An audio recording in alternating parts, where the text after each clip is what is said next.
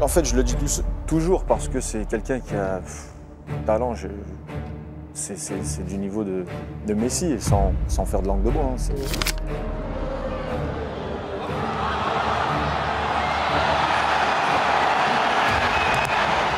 Si tu sortais cette photo à l'époque et tu demandais aux gens lequel de ces deux jeunes aurait plus de chances de gagner le Ballon d'Or, personne ne t'aurait dit Benzema, car il était clair que Hatem Ben Arfa avait un talent exceptionnel. En 2013, Ben Arfa a déclaré qu'il rêvait toujours de remporter le Ballon d'Or. Un an plus tard, il a rejoint Harry Maguire à Hull City dans un prêt. Cependant, Ben Arfa lui-même savait qu'il était dans une situation critique, avouant que sa carrière était comme un jeu de Super Mario et qu'il n'avait plus de crédit. Que c'était sa dernière vie. 8 matchs plus tard, le seul match remporté par Hull City a été celui où Ben Arfa était resté sur le banc. Hatem a alors perdu la raison. Un jour, alors qu'il se rendait à l'entraînement, il a quitté son domicile à toute vitesse au volant de sa Mercedes et a percuté si violemment une voiture stationnée que celle-ci s'est retrouvée sur le jardin de quelqu'un. Mais il a tout de même continué à conduire.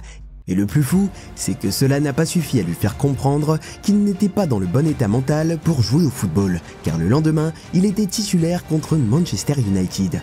30 minutes après le début du match, son entraîneur, Steve Bruce, commençait à se demander s'il ne se faisait pas des idées car il était presque sûr que Ben Arfa n'avait pas bougé depuis le début du match. Il a donc demandé à l'un des analystes de vérifier ses statistiques et ce qu'il a trouvé a choqué tout le monde. Ben Arfa avait parcouru moins de distance sur le terrain que le gardien de but de l'équipe.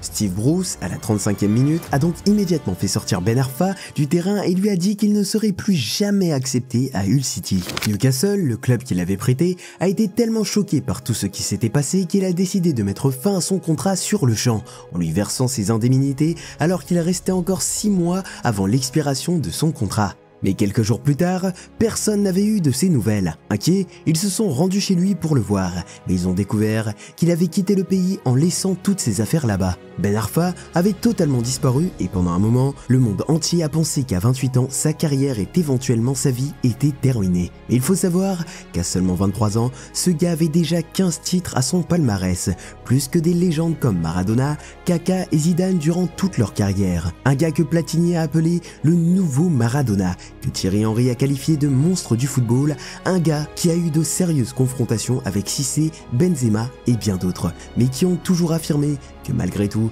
il était aussi bon techniquement que Messi. Mais la question qu'on doit tous se poser, qu'est-ce qui n'allait vraiment pas dans la tête de ce mec pour qu'il ne soit pas dans la même classe que certaines légendes du football, qui sont aussi douées techniquement que lui? Cela peut paraître étrange, mais Ben Arfa n'a jamais été un gars normal, comme nous le verrons dans un instant. Hatem Ben Arfa a grandi à Châtenay-Malabry, dans un quartier tranquille de l'Île-de-France. Il a eu une enfance plutôt normale, jusqu'à ce que le foot change complètement sa vie. Doté d'un pied gauche remarquable et d'un toucher de balle exceptionnel, il attire rapidement l'attention. Quand il jouait en bas de chez lui, les voisins se rassemblaient pour le voir, et les deux équipes se battent pour l'avoir dans leurs équipes.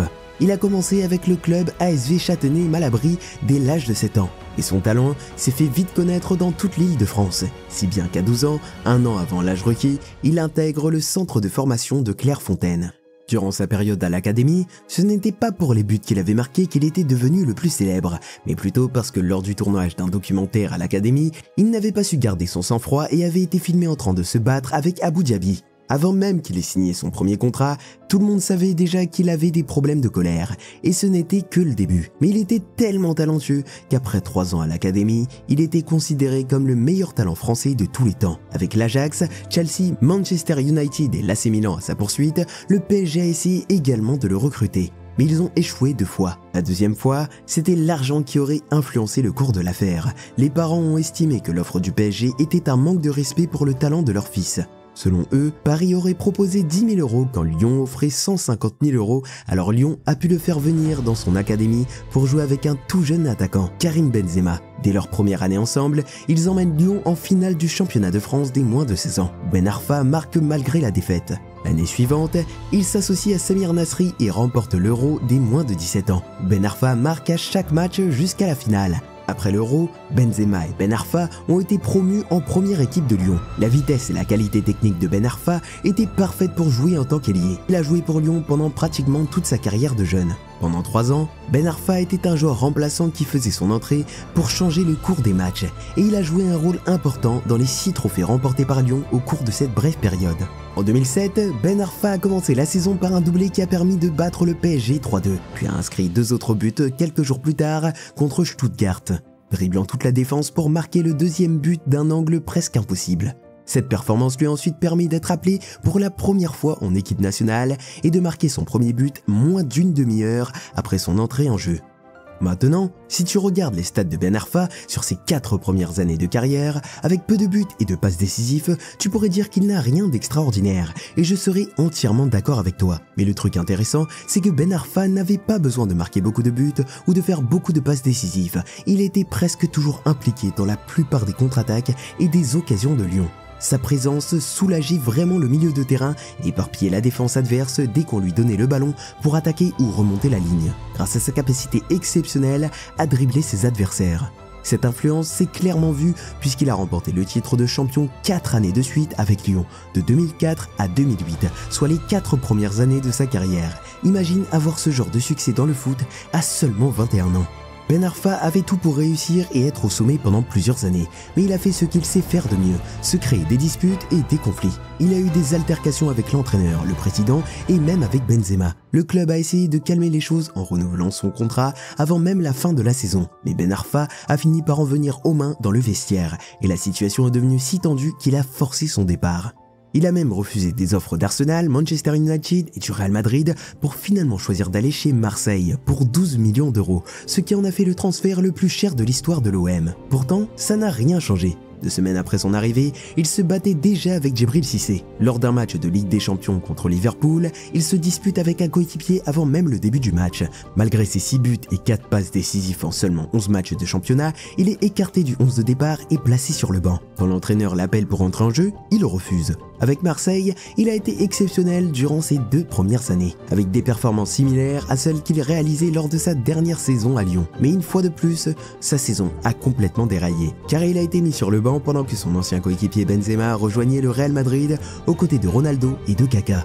Il n'a pas réussi à quitter Marseille et a été contraint de rester une saison de plus sous les ordres de Didier Deschamps, qu'il a mis sur le banc à plusieurs reprises, même après les bonnes performances de Hatem, qui avait contribué à 5 buts en 7 matchs et avait remporté le titre de joueur du mois de février. Son impact sur l'équipe a été très clair puisqu'il a aidé Marseille à remporter le championnat 2009-2010 pour la première fois depuis 18 ans, ainsi que la Coupe de France la même année. Tout cela a incité certains supporters à penser que Deschamps le laissait sur le banc de touche pour qu'il soit considéré comme l'homme qui a ramené Marseille à la gloire.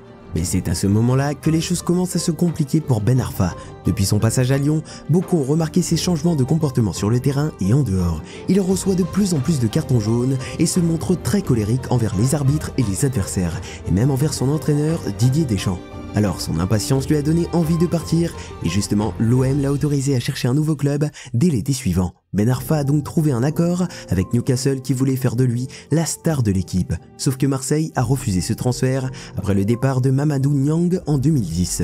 Ben Arfa furieux, il est allé au bureau du président de l'OM, Jean-Claude Dacier. On n'a même pas eu le temps d'ouvrir la bouche que Ben Arfa a posé son bras sur mon bureau et a viré tout ce qu'il y avait dessus. Les journaux, les stylos, les crayons, il m'a dit quelque chose du genre « Ce n'est pas convenable ce que vous faites, vous m'aviez promis de me laisser partir. De toute façon, je ne fous plus les pieds à l'entraînement, je ne rejouerai plus jamais pour l'OM. » Marseille a fini par abandonner et l'a laissé partir. Alors, Ben Arfa est arrivé à Newcastle en prêt, avec une option d'achat.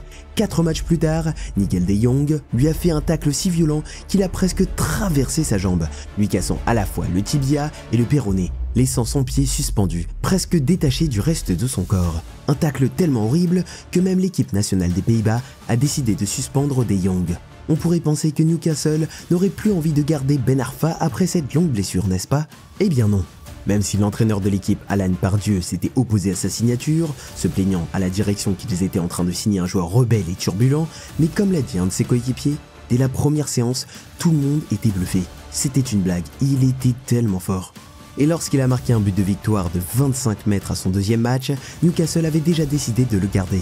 Ils ont payé le transfert. Et 412 jours plus tard, après toute une saison d'absence, Ben Arfa était de retour dans le 11 de départ. Croyez-le ou non, c'est cette saison-là qu'il a fait entrer dans la légende du club. Malgré cela, il lui a fallu des mois avant de pouvoir jouer régulièrement plus de 45 minutes et pourtant, un peu plus d'un mois après cette première titularisation, lors d'un match contre les Blackburn Rovers, Ben Arfa a fait ça.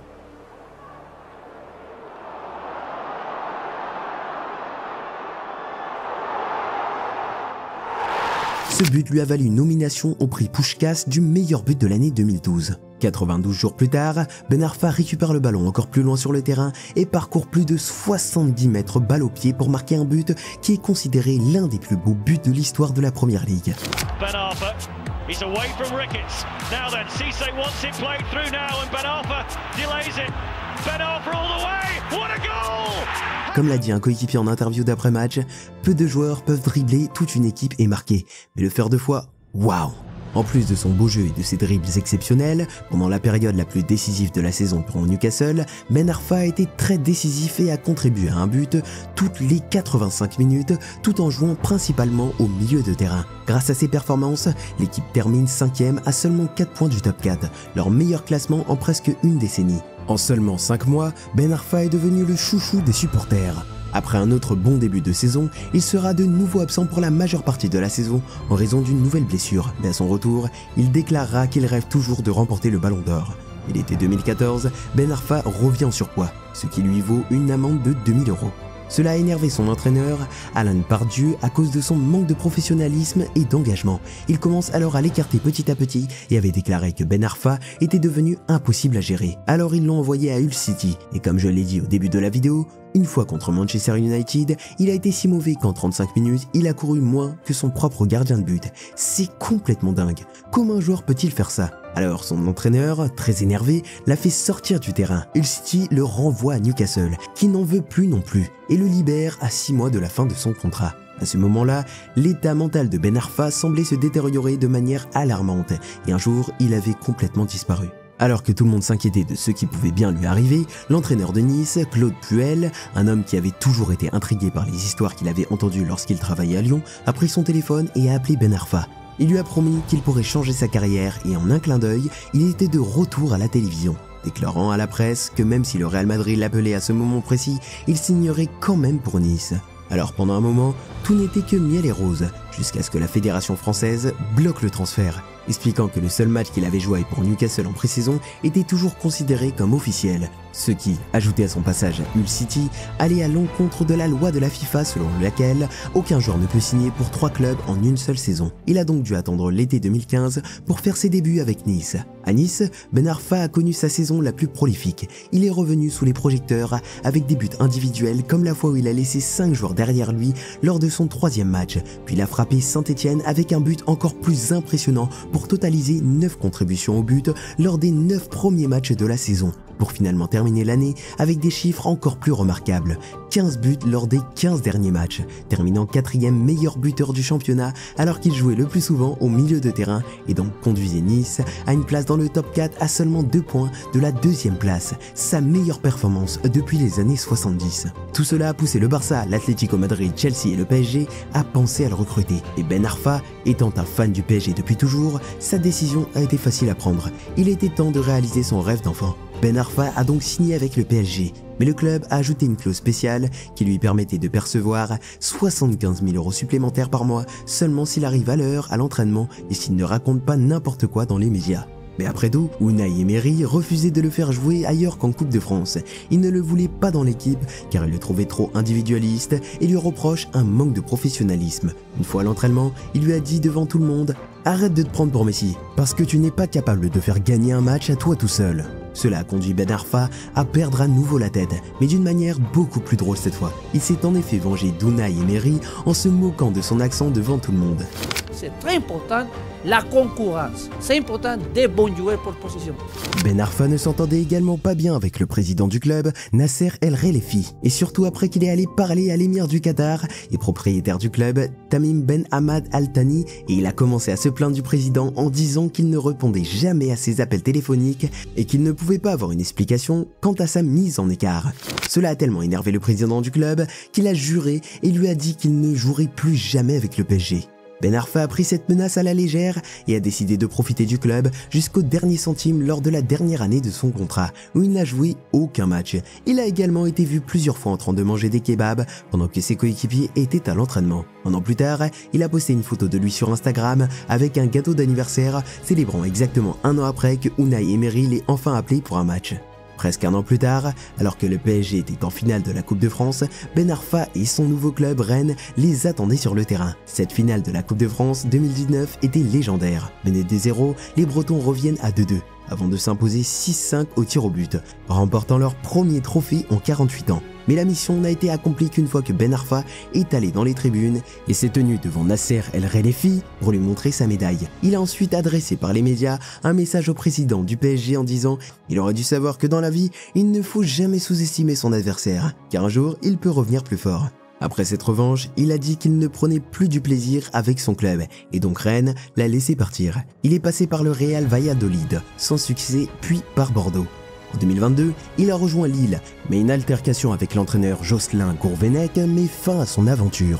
Gourvenec affirme même n'avoir jamais vu un tel comportement en 34 ans de football. Depuis, Ben Arfa est resté sans club et n'a toujours pas officiellement annoncé sa retraite. Mais il semble déjà être passé à autre chose car il est devenu dingue de paddle qu'il pratique tous les jours. Et malgré tout cela, il reste un joueur très apprécié des fans pour avoir marqué des buts magiques et impressionnants. De nombreux fans adorent regarder comment il joue. Toutefois, il reste le plus grand talent gâché de l'histoire du football français. Alors si t'aimes le foot comme moi, tu devrais regarder la vidéo à l'écran maintenant. Tu vas aimer, c'est promis.